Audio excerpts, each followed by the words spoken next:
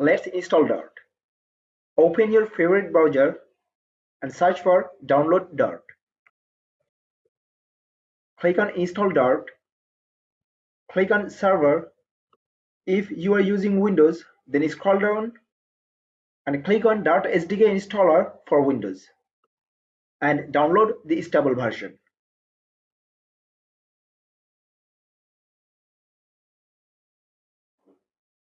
Let's click on the file to install.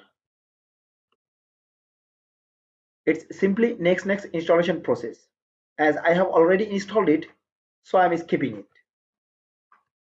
Now press Windows key and R, write CMD and press enter to run the CMD. And in the CMD, write pub space global space activate space stagehand and press enter to activate stagehand globally. Now let's write stagehand and press enter to check. Great, we have successfully installed Dart and activated stagehand.